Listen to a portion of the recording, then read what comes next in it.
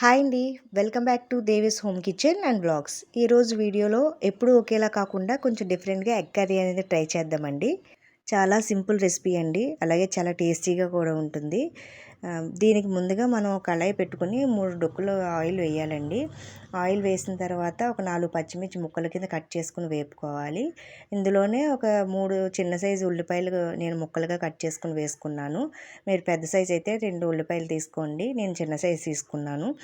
ఇందులో కొంచెం సాల్ట్ వేసుకోవాలండి ఆనియన్స్లో. ఎందుకంటే ఆనియన్స్ అనేవి త్వరగా వేగుతాయి మనకి. సాల్ట్ వేసుకుని వేపితే కనుక త్వరగా బ్రౌనిష్ కలర్లోకి వస్తాయి. వేసుకున్న తర్వాత కొంచెం పసుపు యాడ్ చేసుకోవాలండి. పసుపు వేసిన తర్వాత కూడా కొంచెం వేపాలి.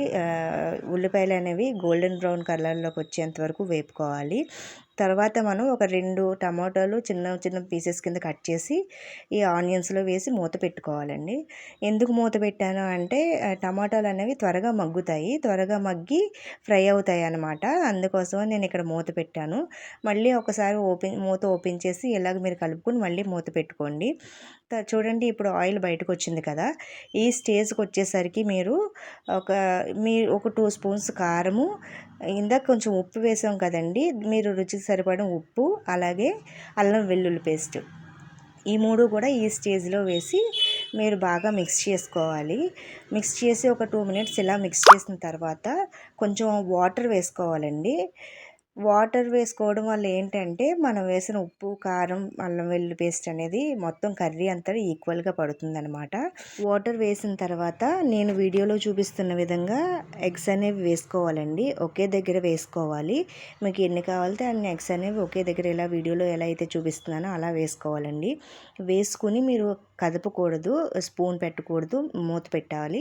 మూత పెట్టి ఒక 3 మినిట్స్ తర్వాత మీకు ఇలా కనిపిస్తుందండి. వీడియోలో చూస్తున్నారు కదా, అలా వస్తుంది. అప్పుడు మీరు ఏం చేయాలంటే నెమ్మదిగా దాన్ని ఫ్లిప్ చేయాలి, అంటే తిప్పాలి అన్నమాట. తిప్పిన తర్వాత కూడా మీరు మళ్ళీ మూత పెట్టేవాళ్ళండి. ఫైనల్గా కొత్తిమీర వేసుకొని గార్నిష్ చేయాలండి. అంతేనండి, చాలా tasty and simple recipe egg pouch curry అనేది రెడీ అవుతుంది. చాలా అంటే చాలా బాగుంటుందండి. పిల్లలు చాలా ఇష్టంగా తింటారు.